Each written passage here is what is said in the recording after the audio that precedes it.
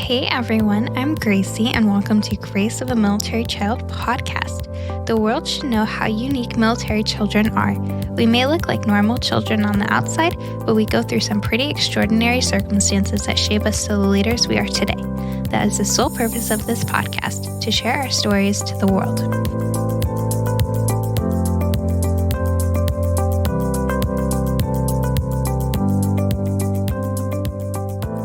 Hi, Colonel Edwards. Welcome to the podcast. Hi, Grace. Thanks for having me. Thank you. It is a privilege to have you on, especially with your time in the service and even your time as a military child. So, couple basic questions. Who was in the military as one of your parents? So my father was. My father did 29 years in the Army. And so I was born and raised in the Army. I was born in Fort Stewart, Georgia. Was my start.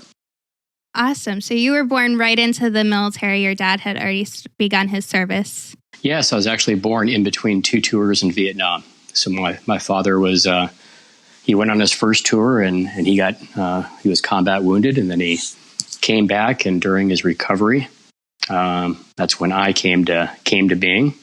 And then he went back for another tour and was injured again and came back. Wow. That's the kind of road we started on, and we moved. At least I moved 13 times, or just 13 different states and countries during his own 29-year career. So that's a lot of moving for sure. Do you have like a list of them that you keep, or your favorites that you've been to? You know, I wouldn't say there's any one particular favorite for sure. I do have a list of the 13. And when you look at the states that I've been to, a couple of them were repeats.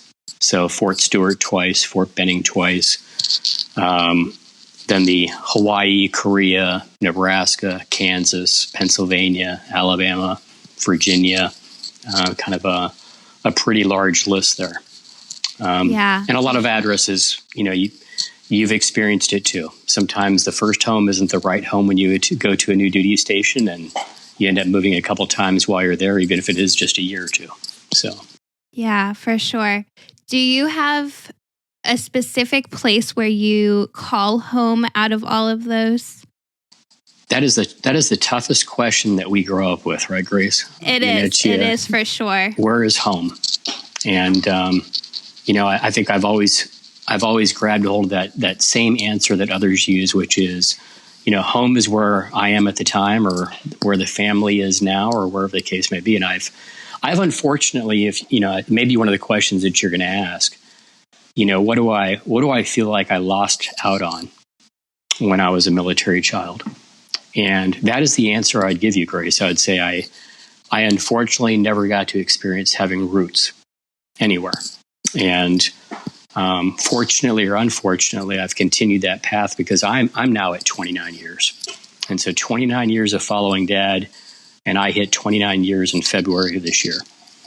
And I've never been able to call a place home for any longer than 3 years. That was my own longest assignment, but several locations for just 6 months. So it's been a roller coaster. So what do I call home? I love to say that, when I came into the Army, I called Florida my resident state. And so when people say, what are you? I'll say, hey, I'm a Floridian. But then, Grace, if you say, how long did you live in Florida? I might tell you not long at all. Just a couple months, right? So it's never been a true home in any regards. And then, some people could say, well, call high school home. Well, that would be easy if I didn't go to 4 different high schools in 4 different years. So, is it where you graduated from that you call home? And I think you and I share a lot in common with many other military children where, it's the toughest question in the world. Where's home? And I don't have an accent to help me. I can't speak like, right? And you don't have an accent. So exactly. No. Yeah. And that is for sure the hardest question. And even though, I didn't move around as much as people like yourself have, I only had 3 different states that I've lived in so far, but it's still the toughest question to answer because each one of the locations I lived means so much to me. Right. Because it's part of my life. It's where I grew up. It's where so many different milestones happened in each state. And Sure. that's an important thing. And it's so hard to pick just one of them to call home. Did you have any siblings with you? So I have 3 siblings. I have 2 sisters and a brother. And interestingly enough, one of my sisters is adopted during our military tour in Korea. And so That's she's cool. she's half Korean, half American. And what a phenomenal addition. I mean, that was a gift as part of that military travel, was to find somebody that we knew we could love, trust, and bring into our family. That's really awesome. And what was that experience like, bringing someone else into the home and even having to acclimate your sister into the military life too? So it was a lot easier than you'd think. Part of it is because we were such good friends and such close friends before we adopted. So we knew her.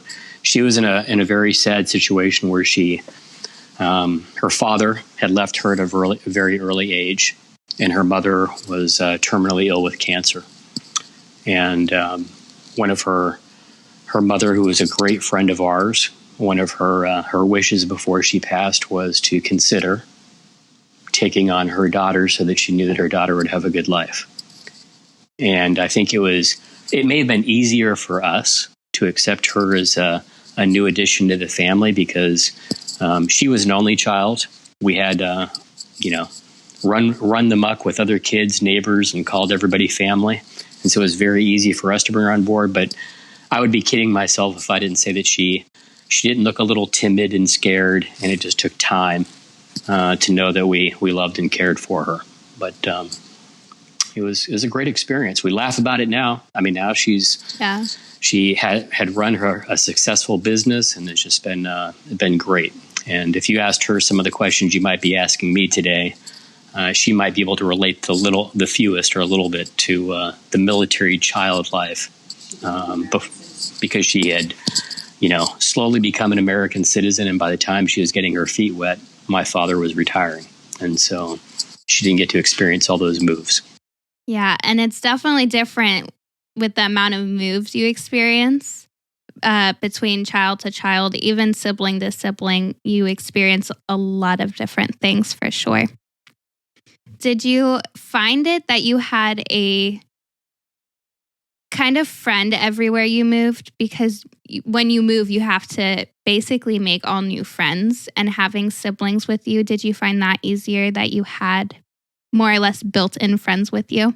So, okay, we can go from one side of the pros and cons of moving, and I would say that is probably the greatest thing about being a military child, is just the number of friends that you've got globally. And it's a wonderful thing that when you throw a state out, or somebody says, "Hey, have you ever been to, I don't know, Idaho or somewhere of that sort?" Then you say, "Yeah, and I've got some friends there." And it's crazy where you have friends across the globe. So you can name several countries in addition to several states. And I always feel like I've got a home somewhere. And we would not. Yeah, people are willing to take you in. Yep, we would not have had that had we not grown up the way we did. So it's just it's a great thing. It's a blessing. It is, for sure. And did your siblings experience a lot of the moves that you did? So my older brother certainly did. So we have about 5 years separation between siblings. And so I have an older brother, and the sisters are both younger than me. So my brother got to experience one more move than I did.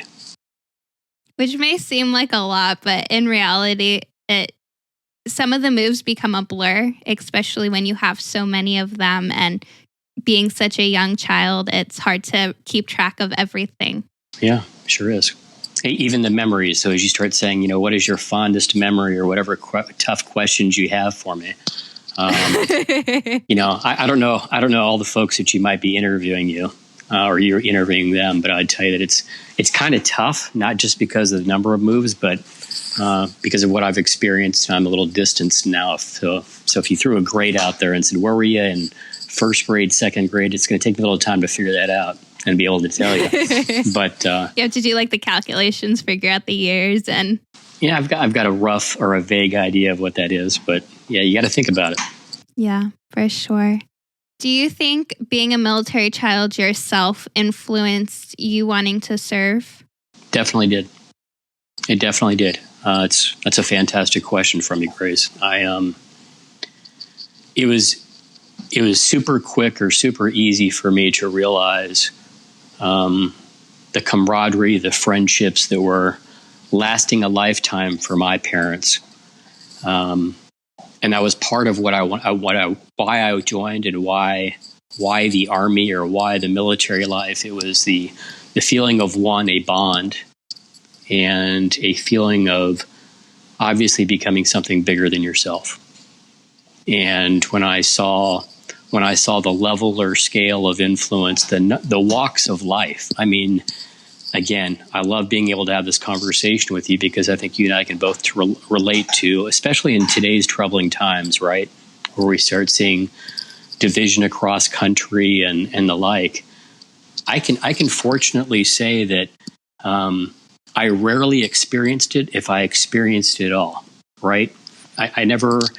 It was a wonderful thing to say that when you heard about other parts of the world struggling with divisiveness, whether it's, race, religion, gender, whatever the case may be, the beautiful thing about being in the military is I never saw color. I never thought about religion. It was just a wonderful place to be in. And the friendships that you had, the family that you were a part of, was just a wonderful thing. So I wouldn't trade it for anything in the world. It was awesome. That's really awesome. And it's one big family. It for sure is, no matter what branch, no matter, what deployments you've been on or what countries and states you've lived in, the entire military is one big family. And wherever you go, they'll always be willing to accept you. And I think that is definitely one thing that's hard for civilians to understand, because when you move to a new school, even as a young child, you have to, kind of force your way into some friendships. For sure. So on the school subject, did you attend a lot of DoD ran military schools, or were you in private school or public school? Wow. So I got to experience a little bit of everything. I started off at the early grades of private school. So I went to private school. One of them was a series of Catholic or Christian schools here in Virginia, actually, where we are now, not too far from here. DoD schools were predominantly for our overseas. So Hawaii and Germany had DoD schools at the time. Korea, the same. And it's, I think that it may have been a different population. I certainly favored the public schools greater than I did the DoD or private schools, only because of the culture and the experience that you get to observe or be a part of. So, but yes, I got to experience all of them.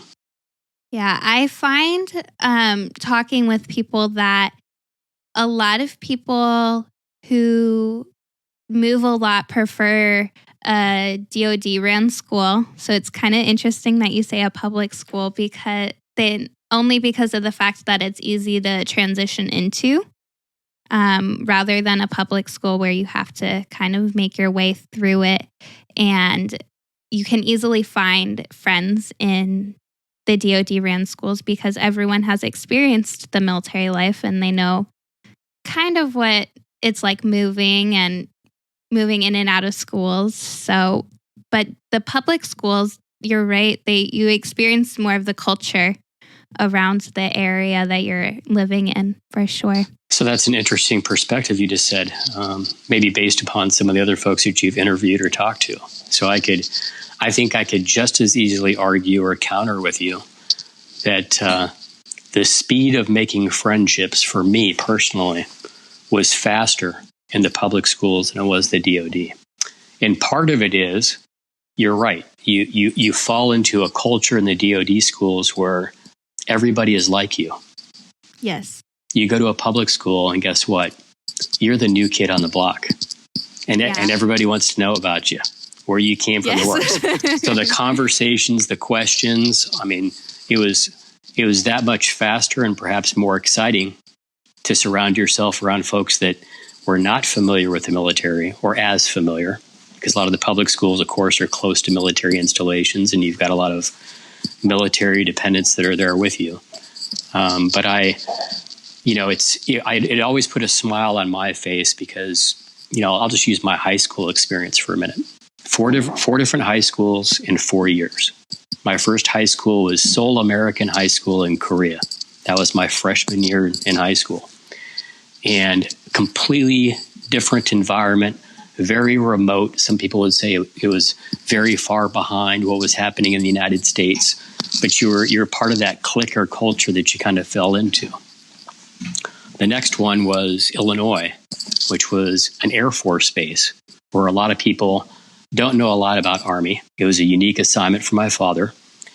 And so there was a little bit of learning and growing and finding out who was who, because you've been to different places. You haven't been to all these Air Force places. Here's a guy that's been in Army places. So that was kind of an attraction. Next was Pennsylvania, and then there was Alabama. So you're looking at a spectrum of different locations and experiences. But it was fascinating to me that I'd sit and walk into class that first day. And yes, all of us have the jitters. You don't know anything about the teacher. You don't know anything about, you're still trying to figure out where your classroom is, much less who's going to be sitting next to you. But look how fast you start seeing people whispering about you, raising their eyebrows, looking at you, whatever the case may be. And there's a little bit of excitement there because you know that first impression is important. But here's the fun to it. Sure. You don't always have to take on the same personality, right? If I wanted to be Grace the punk rocker and walked into high school, nobody'd ever know what that difference is. Yet I would get all the experience to find out if I was included or excluded and everything else. And then the next assignment, I might have been Jock Edwards, right? Playing football, soccer, whatever the case may be. So it was kind of fun to experiment with different personalities when I moved to different locations. So it's nice. And that's definitely a hard thing, especially in those high school years, of finding really who you are and going through those phases that, any typical kid goes through. You get looked at weird, you get judged because they're like, you changed because that's not who you were last year. But moving school to school, every year, you can experience that and nobody's going to ask a question about it because they didn't know you before. Yep. Kind of erases the history. Yeah, exactly. So you mentioned playing sports.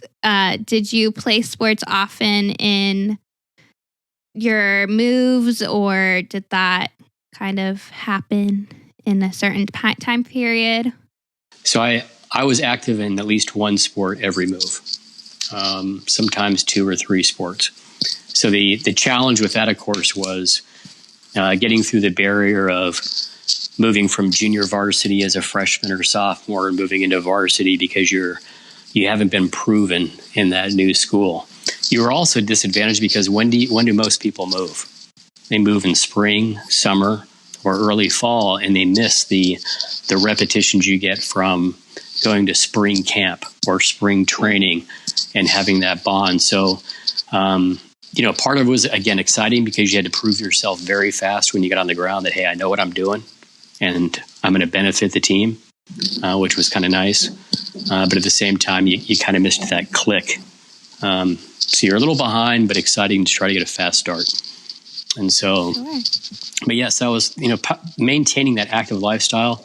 I certainly didn't always want to do that, Grace, I'll be honest. It was my mom and dad that kicked me in the rear end and said, okay, you move to a new location, you are going to get into a sport and you're going to like it and you're going to do well at it. Right. And so they were forcing me out the door, which of course forced making new friendships. Yeah. And that's very important, with the many moves too. Did you find a sport that you drew more to? So I think I began to favor, I'm not a big guy. When my freshman, sophomore year were the last years that I played football. And then I found a love for soccer and track. And so excelled in both of those when I was a junior and senior. That's super cool. Did you make a lot of friends doing those sports and rather than outside of school or in the classroom? Yeah, I was not. I wasn't active in a whole lot of clubs or anything during the school. No book clubs or debate teams or anything of that sort. That was not my flavor. It was really the sports side. So it was getting out of class and getting into training and doing that. That's awesome. So transitioning out of high school, did you know that you wanted to join the Army? Or did you want to go to college? What were your plans out of high school? So I wanted to experience both. It was really for me just a matter of deciding when. So like you, I started with a local college. And I thought, okay, first things first, let me keep a pulse on education and keep that going. So I went to a local college, and I would say that I was probably through my second quarter of my freshman year where I started having the serious thoughts of, okay, what is it that I want to do and experience? And so I signed up to come in as an enlisted soldier first. And so I started my career with that enlistment, which was during college. I later came back to college, but I'll get to that. I joined enlisted, and then I had the ability to apply for what they called this Green to Gold program. And your dad might be familiar with it, but it's a commissioning program to move from enlisted to an officer.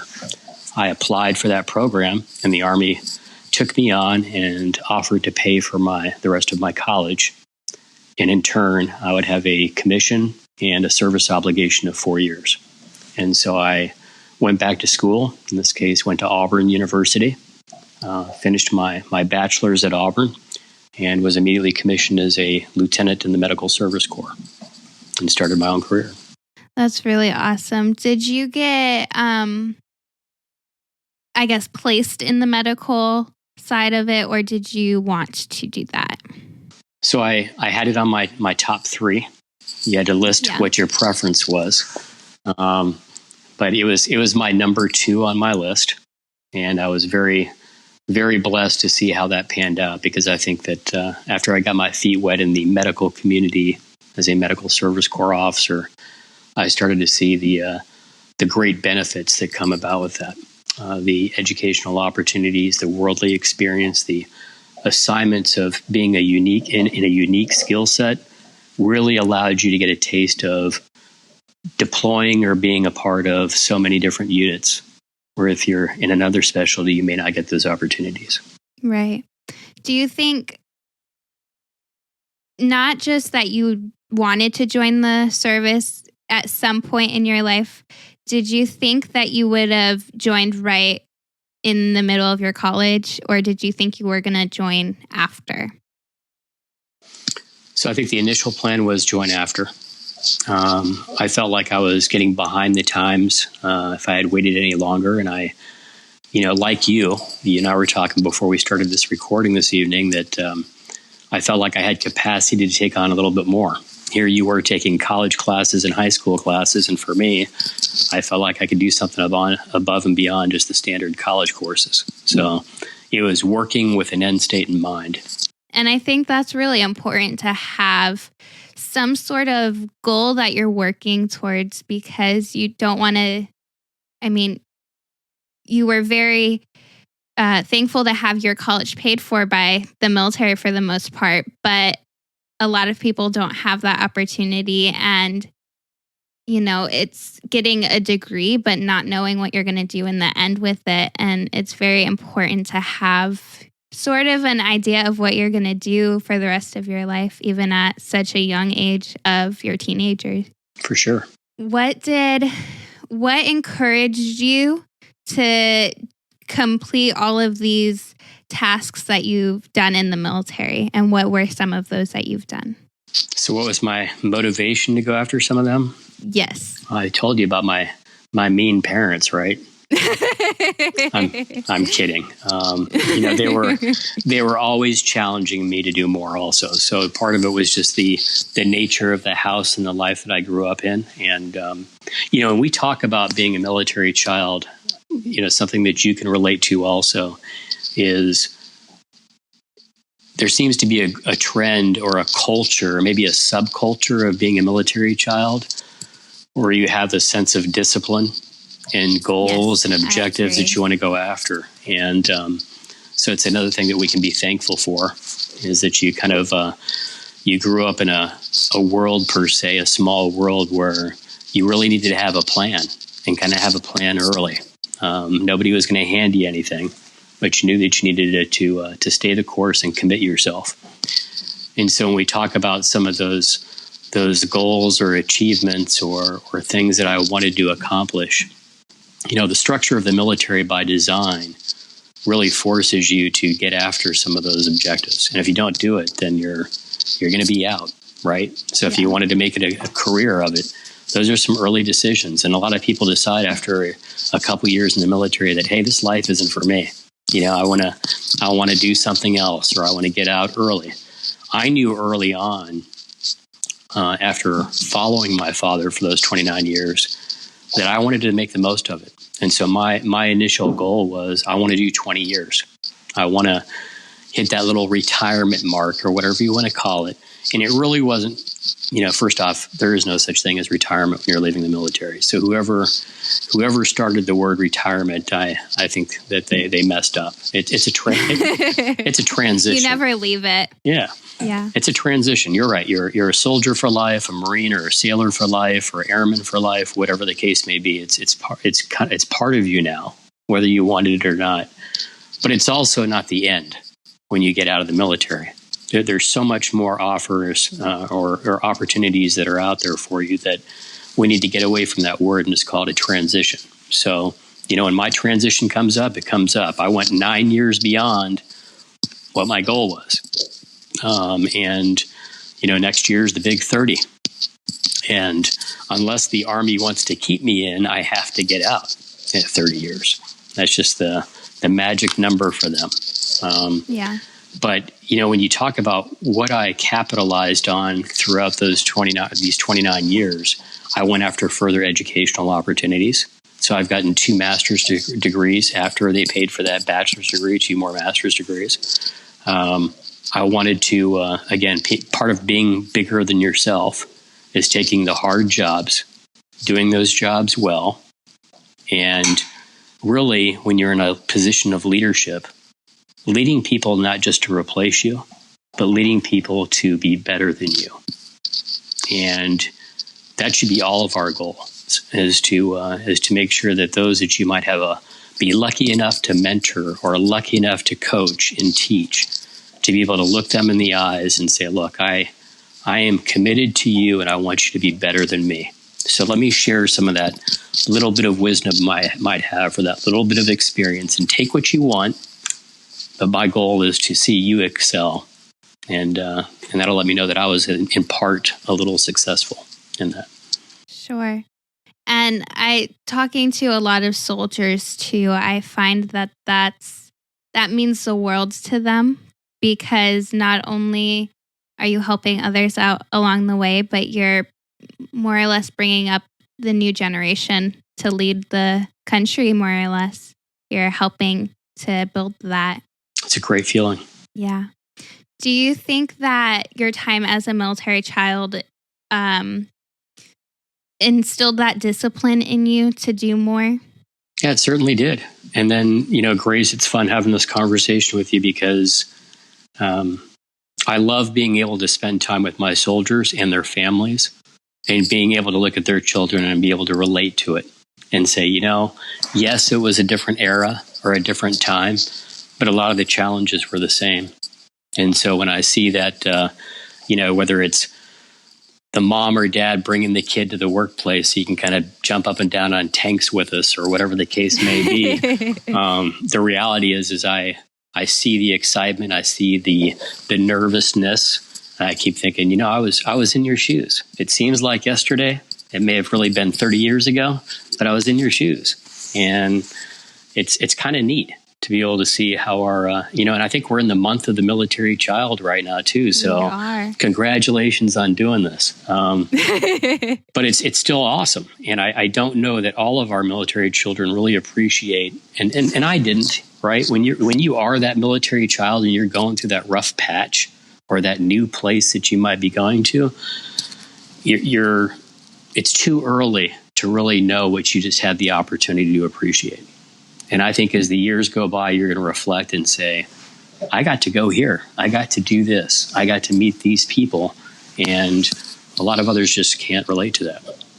Exactly. And it's definitely hard, and you experience challenges that not a lot of other people experience. And for me, some of the challenges were leaving a new place or a place that I had lived for. Ohio, I had 9 years there. Texas, I had 3. And it was a hard transition between different areas because you didn't know what to expect, and you missed the last place, or I missed the last place I lived. And I will never forget moving to Florida and literally being upset with my parents for 3 years because we left Texas. Yeah.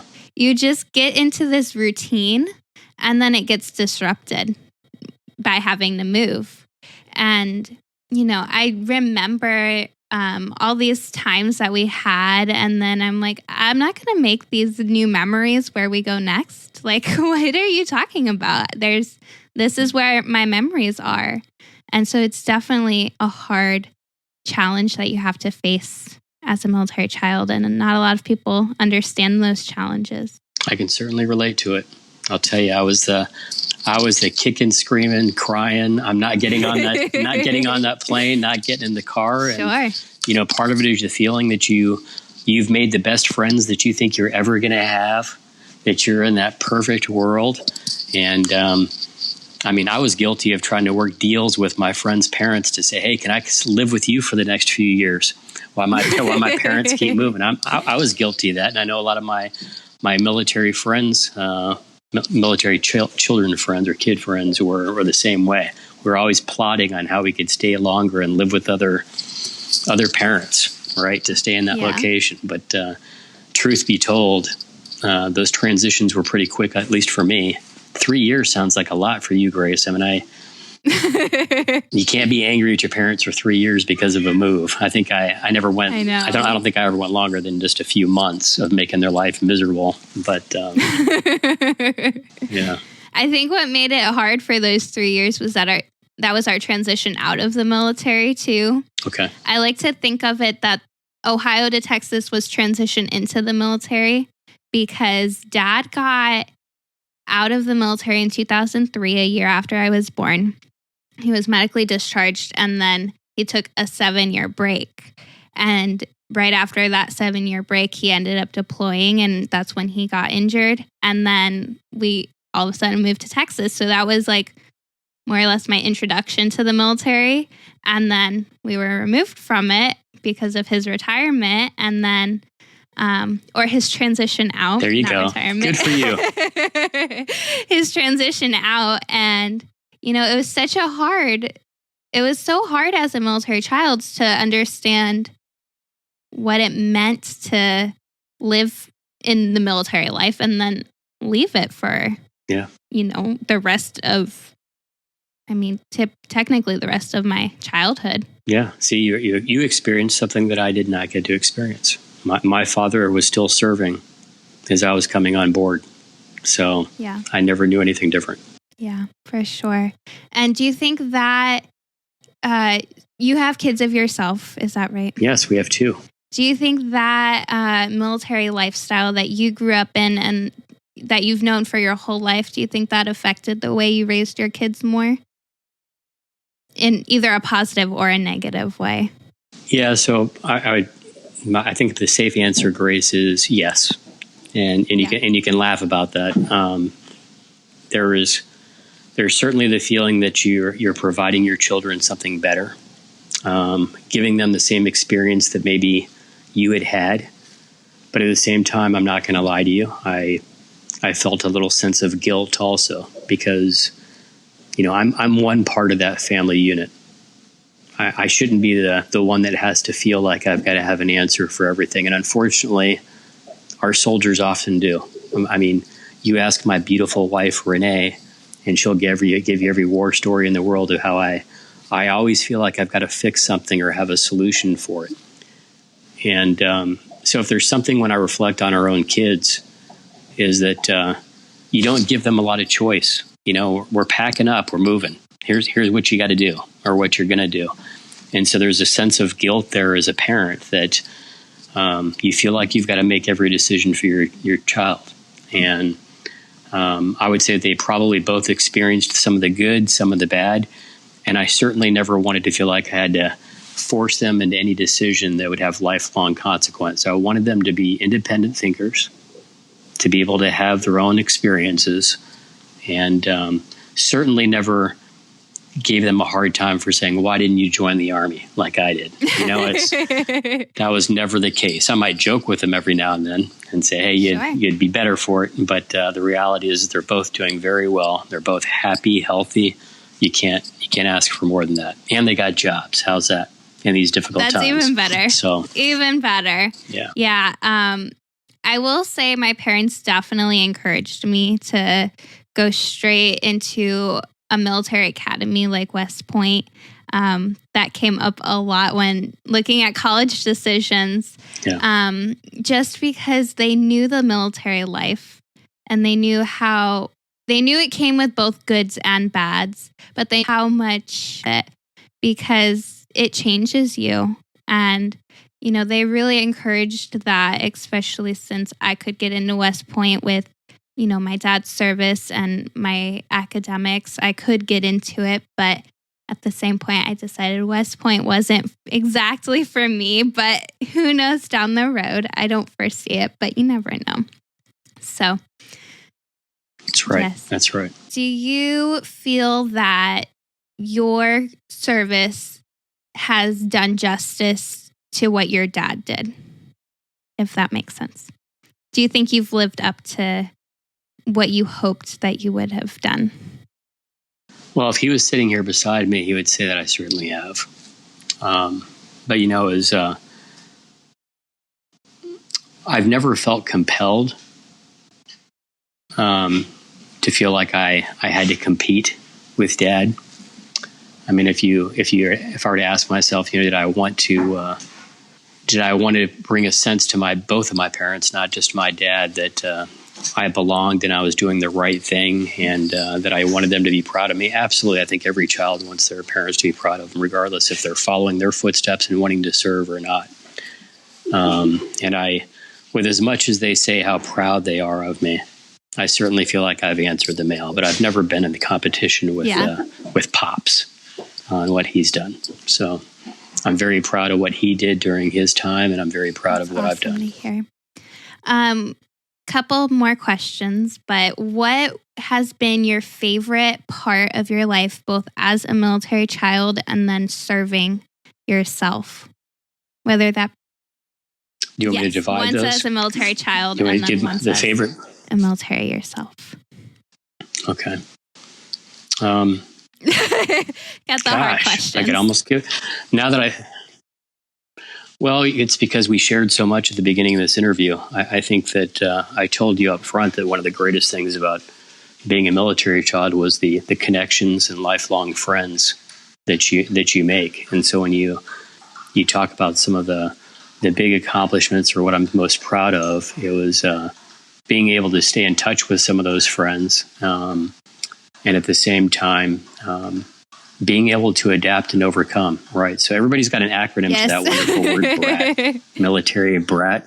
And so, you might have your own spelling of what that acronym means, the old traditional bold, resilient, adaptive, and tenacious, or some people will have other words like T for trustworthy and a number of other joking things. But I think the reality is that there is a great thing that you can be proud of, and that's the agility or adaptability that you've experienced as a kid that I think really rolls into your adulthood and what you can overcome. So one feeds the other.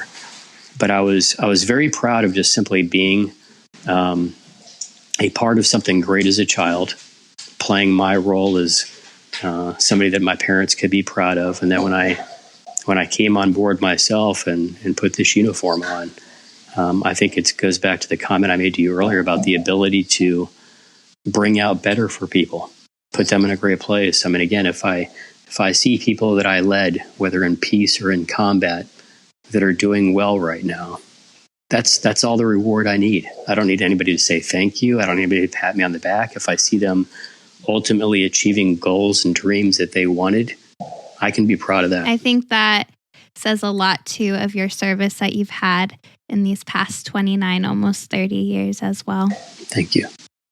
Do you have any plans after retirement or transition out? Yeah, so I might put a challenge out to your dad to see who can catch the biggest fish in Florida. Let's see if I can head down there. We're getting to that point where my wife and I are having a lot of those conversations right now. To be honest with you, Grace, if I had the luxury of doing anything I wanted to do when I'm done with the military, which again, I'm enjoying being in it right now. I'm not ready to transition. But when I do transition, I think what I'd like to do is get back into a service role. I want to continue to serve. It may not be in uniform, but if I could, I would take that job, Sure. Grace, that pays no money. If I could serve my community and still live, right? So it's just one of those things where I felt like that's my calling, is to continue to help. And I think that's really important, especially in the world we're living in today. And not a lot of people are willing to do that. And we need more of just a heart of service in these communities that don't experience that as much, for sure. One final question. What advice would you give to a military child? Enjoy it. I mean, if those simple words, this is an experience that they only get one shot at, really. I mean, you're a military child. You're part of a very small, unique population. And so enjoy it, be proud, and know that you'll benefit from it. I think that's great advice, for sure. Well, thank you for being on the podcast. I really appreciate that, and it's such an honor to have you on.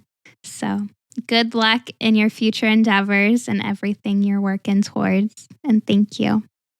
Yeah, Grace, I'm very, very impressed, and I'm very proud of you. It tells me that Mom and Dad have brought you up the right way, and I'm truly proud of your dad, too. It's the time that we had together, he taught me a lot. And you've got a great role model in Mom and Dad to follow. So continue to do great things. You've always got me to lean on. If there's something I can do to help you, we consider you family also.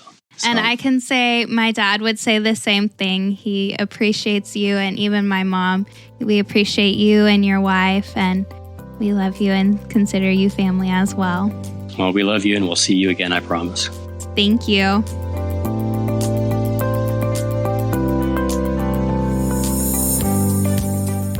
Thank you so much for tuning into the Grace of a Military Child podcast. For more inspiring stories like these, be sure to review, like, share, and subscribe to this podcast.